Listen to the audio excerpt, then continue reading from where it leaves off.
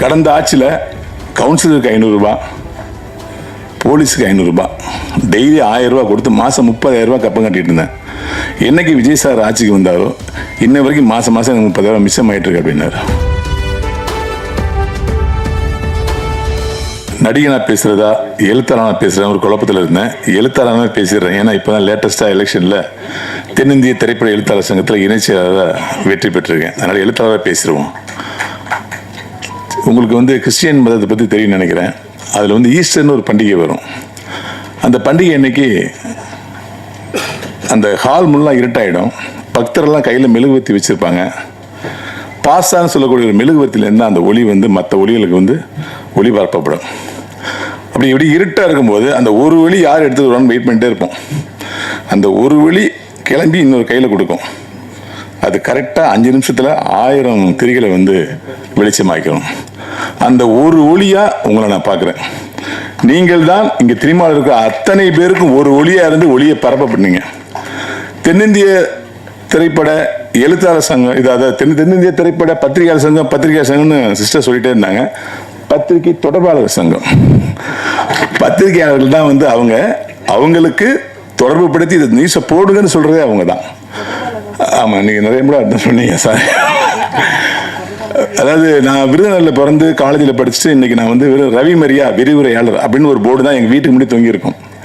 இன்னைக்கு தமிழர்கள் எங்கெல்லாம் இருக்காங்களோ அங்கெல்லாம் ரவி மரியா இவன் தான் சொல்ல வச்ச பெருமை இந்த பத்திரிகை தொடர்பாளருக்கு சாரும். அவங்களுக்கு எத்தனை முறை நன்றி சொன்னாலும் இன்னைக்கு நம்முடைய மாண்புமிகு முதலமைச்சராக இருக்கிற திரு சி ஜோசப் விஜய் அவர்கள் முதல்ல நடிக்க வராரு. என் பையனை அறிமுகப்படுத்த போகிறேன், இந்த நியூஸை பத்திரிகை கொடுத்துருங்கன்னு உங்கள்கிட்ட தான் எஸ்.ஏ. சந்திரன் சார் ஃபர்ஸ்ட் உடச்சி ஒப்படைச்சிருப்பார். உங்கள் கைராசி இன்னைக்கு அவர் முதல்வராக இருக்கார். நேற்று நைட்டு ஒரு பிளாட்ஃபார்ம் கடையில் நான் எப்பவுமே சாப்பிட ரொம்ப டேஸ்டாக இருக்குன்னு சொல்லிட்டு நண்பரோட போய் அப்போ அந்த பிளாட்ஃபார்ம் வசிக்கிறத 10 வருஷம் பார்த்துட்டே இருக்கேன். அவர் சொன்னார், என்னண்ணே தாவேக்கால் இணைஞ்சிட்டிங்களாமே அப்படின்னு. அரசியல் பேச நினைக்காதீங்க, ஒரு ஈமெயிலுக்காக சொல்கிறேன். அது உங்களுக்கு தான் நான் இணைஞ்சதாக தெரியும். நான் விஜய் சார் நானும் 30 வருஷம் நண்பர்கள், குஷி படத்தில் அசோசியேட் இருக்கும்போது அப்படின்னு. அப்படியாண்ணே நானும் இணைஞ்சிட்டேன் அப்படின்னாரு. என்ன இணைஞ்சிங்களா? இல்லைண்ணே, கடந்த ஆட்சியில் கவுன்சிலருக்கு 500 ரூபாய், போலீஸுக்கு 500 ரூபாய், டெய்லி 1000 ரூபாய் கொடுத்து மாதம் 30,000 ரூபாய் கப்பம் கட்டிட்டு இருந்தேன். என்னைக்கு விஜய் சார் ஆட்சிக்கு வந்தாரோ இன்ன வரைக்கும் மாதம் எனக்கு 30,000 மிச்சம் ஆகிட்டு இருக்கு அப்படின்னாரு. அவ்வளவு சிறப்பா இந்த ஆட்சி போகுது. சிவா சார் சொன்னாங்க, இந்த போலீஸ்ல எங்கேயுமே பெர்மிஷன் பிரச்சனை இல்லை, யாரும் காசு கேட்கறது இல்லை, எந்த தொல்லையும் இல்லைங்கன்னாரு. இதை நடிகனா நான் ஒரு 3 படத்துல பார்த்துட்டேன், நானே சாட்சி. இப்படி ஒரு அற்புதமான ஆட்சியை மக்களுக்கு கொடுத்துட்டு இருக்கீங்க சார்.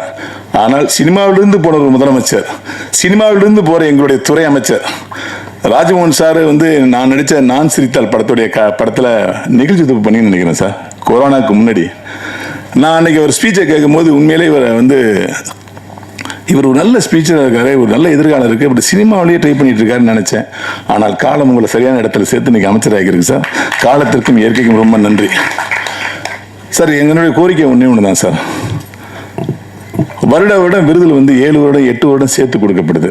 சிறந்த நடிகர், சிறந்த தொழில்நுட்ப கலைஞர்கள், சிறந்த இயக்குநர்கள் இப்படின்னு எப்பயுமே 8 வருஷம் 5 வருஷம் சேர்த்து தான் கொடுக்குறாங்க. சம்டைம் அந்த அவார்டு வாங்குறவங்க நோம்பு இல்லாம கூட போயிடுறாங்க சார். இப்ப எனக்கா இல்லை, எங்களுக்காக ஒன்று பண்ணணும். வருடம் அந்த வருடம் முடிஞ்சு ஜனவரி மாதம் பிப்ரவரி மாதத்துக்குள்ள அடுத்த வருடத்துக்கான அவார்டை உடனே அனௌன்ஸ் பண்ற மாதிரி ஒரு குழு அமைத்து வருஷம் உடனே கிடைக்கணுங்கிற மாதிரி பண்ணணும் சார். ஏன்னா அப்பொழுதுதான் அந்த படத்துக்கான மரியாதை, அந்த நடிகனுக்கான மரியாதை, அந்த தொழில்நுட்ப மரியாதை கிடைக்கும் விரும்புகிறேன். 5 வருஷம் இந்த படத்தை நீங்க பண்ணீங்களா, வாழ்த்துக்கள் பாஸ் சொல்லும்போது அந்த கிக்கே குறைஞ்சிருது. ஸோ விருதுகளை மட்டும் அப்பப்போ வழங்கணும். எழுத்தாளர் சங்கமா என்னுடைய கோரிக்கையில் என்னன்னா, நம்ம தலைவர் சொல்லிட்டாரு, நான் எழுதி உங்கள்கிட்ட கொடுக்குறேன்னாரு. அவங்க கொடுப்பாங்க. தமிழ் துறைகளுக்கு உண்மையிலேயே ஒரு வார்த்தை சொன்னாங்க யாரும், இந்த பீரியட்ல தமிழ் திரையுலகம் தப்பிக்கிறாங்க, வேற எந்த பீரியட்லையுமே தப்பிக்க முடியாதுன்னு சொன்னாங்க. ஏன்னா நம்மளிடம் இருந்தவர், நம்மளுடைய நட்பாக இருந்தவர் இன்னைக்கு முதலமைச்சராக இருக்காரு. இந்த துறையை காப்பாத்துறீங்கன்னா தமிழ்நாட்டில் உள்ள அத்தனை துறையும் நீங்க காப்பாற்றுதான் அர்த்தம் சார். எனவே தமிழ் துறையில் அத்தனை பிரச்சனைகளும் நீங்கள் தீர்க்கணும்னு வேண்டிக்கிறேன். அனைத்து அதாவது இந்த ஒரு ஒற்றுமையை பார்த்தேன். அதாவது இந்த சங்கத்துல தான், பிஆர்ஓ சங்கத்துல தான் எலெக்ஷன்ல ஜெயிச்சாலும் தோத்தாலும் வருத்த போய் விட வேண்டியதில்லை. 90 பேருக்கு பதவியேற்பு விழா, 90 பேருக்கு பதவியேற்பு விழா. உண்மையிலே உங்களுடைய பரந்த மனசு அதை காட்டுது. ஒருவர் கூட புண்படக்கூடாது.